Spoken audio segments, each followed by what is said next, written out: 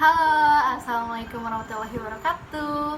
Bertemu lagi bersama Ari Melati dalam Bincang Sehat Psikologi Kesehatan Reproduksi. Nah, sekarang ini Arni lagi ditemenin bersama. Halo semuanya, perkenalkan nama aku Abelia Rifanka, biasa dipanggil Abel.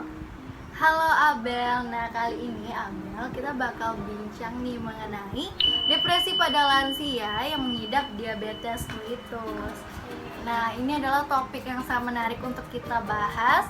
Namun sebelumnya, Arni ingin bertanya ke Abel, ada nggak sih dalam lingkungan keluarga Abel, baik itu nenek ataupun kakek, yang mengalami diabetes mellitus? Oke, di keluarga sendiri yang mengalami diabetes mellitus itu ada nenek. Oh, iya. Itu gimana gejalanya? Apakah nenek mengalami depresi, stres, murung, atau tidak mau makan karena kepikiran nih masalah diabetesnya? Ya sejauh yang Abel lihat ya, mungkin karena udah lansia, jadi nenek itu suka marah-marah, kemudian juga suka murung, nafsu makan juga nggak ada gitu. Karena apa ada hubungannya dengan diabetes mellitus itu? Iya, jadi ini ada hubungannya depresi dengan diabetes mellitus, di mana sebelumnya kita kenal dulu diabetes mellitus. Diabetes mellitus itu adalah penyakit yang menyerang gula dalam darah pada tubuh manusia, karena yang diserangnya ini adalah hormon insulin dalam tubuh kita. Jadi kadar hormon insulin tinggi, gula darah tidak terproduksi dengan baik. Nah, oleh karena itu, karena apalagi kaula muda yang mengalami diabetes sudah cemas, mengalami kecemasan. Apalagi kaum lansia yang sudah butuh istirahat, yang imunitasnya saja sudah menurun dan antibodinya juga berkurang, tentunya akan mengalami kecemasan dan panic attack dalam menghadapi diabetes mellitus. Dan ternyata Abel, di Indonesia tersendiri, diabetes mellitus itu masuk dalam kategori yang menyebabkan kematian terbesar di Indonesia. Dan apabila diabetes mellitus tidak ditangani dengan baik, akan menyebabkan penyakit kumulatif seperti hipertensi, stroke, dan lain sebagainya. Dan itu adalah sesuatu yang sangat kita takuti ya. Orang yang kita sayang, keluarga kita mengalami diabetes mellitus, jika tidak ditangani dengan tepat, akan mengalami penyakit lain yang tentunya juga semakin memperparah keadaan tersebut. Dan juga kabar buruknya, diabetes mellitus jika tidak ditangani dengan baik juga akan menyebabkan demensia. Demensia itu adalah penurunan memori otak dan sering kita sebut dengan pikun. Jadi ketika ada sanak famili kita, orang terdekat kita yang mengalami diabetes mellitus, kita bisa melakukan pencegahan agar orang terdekat kita tersebut tidak mengalami depresi. Bagi dirinya sendiri itu adalah sesuatu yang berat. Kita akan merasakan dimana ketika kita dalam keadaan sehat tiba-tiba terdiagnosis penyakit, pastinya langsung down. Apalagi kaum lansia yang juga butuh sesuatu yang menenangkannya secara emosional, dan itulah peran dan dukungan dari keluarga terdekatnya. Nah, ngomong-ngomong mengenai diabetes dan depresi, tentunya kita harus ada upaya dong, baik itu upaya secara preventif dan juga aplikatifnya. Nah, salah satunya upaya preventif itu adalah dengan memberikan edukasi pengetahuan nih Abel. Jadi misalnya nenek Abel tadi itu mengalami diabetes mellitus, Abel bisa nih ngasih informasi kepada Nek, diabetes ini seperti ini loh Nek, makanannya seperti ini, Nenek gak perlu khawatir, Nenek boleh kok makan ini asalkan sesuai kadarnya, seperti itu.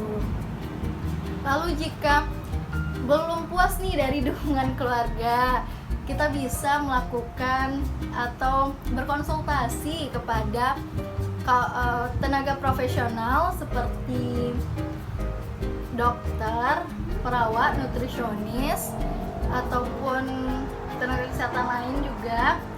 Dan itu akan memberikan ketenangan lagi kepada si penderita diabetes agar dia tidak menebak-nebak kalau dia diabetes kan gula darah tinggi, nggak boleh makan ini, nggak boleh makan itu, jadi dia stres yang menghambat nafsu makannya, padahal tidak seperti itu kan teman-teman semuanya.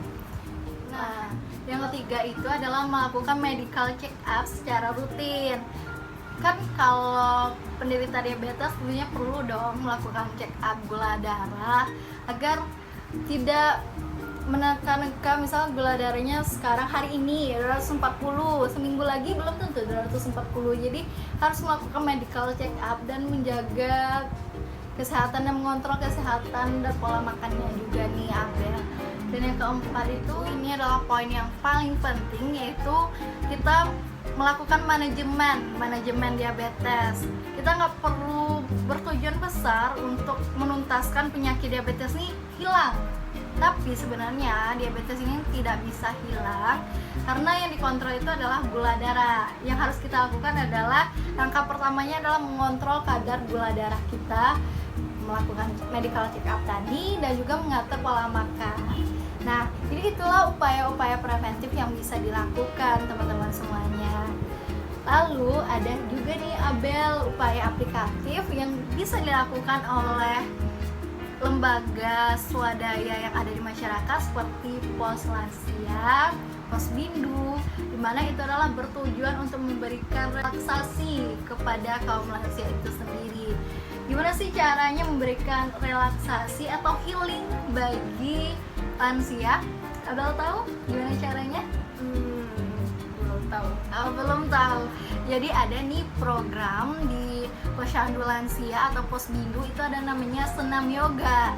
Ini senam yoga itu adalah dengan melakukan teknik meditasi dan relaksasi, di mana itu adalah menghilangkan ketegangan di urap saraf lansia tersebut, sehingga lansia tersebut tidak cemas kembali dan menenangkan pikirannya. Karena di Posyandu Lansia mereka akan berkumpul dengan penyandang diabetes dan melakukan relaksasi bersama, tentunya juga akan mengurangi stres dari lansia itu sendiri.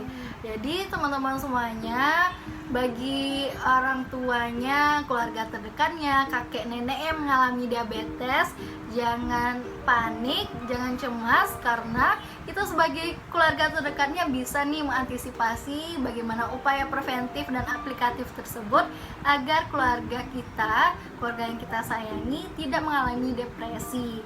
Oke, cukup sekian sharing sehat kita pada kesempatan kali ini. Nantikan sharing sehat selanjutnya. Saya Arin Melati pamit undur diri. Assalamualaikum warahmatullahi wabarakatuh.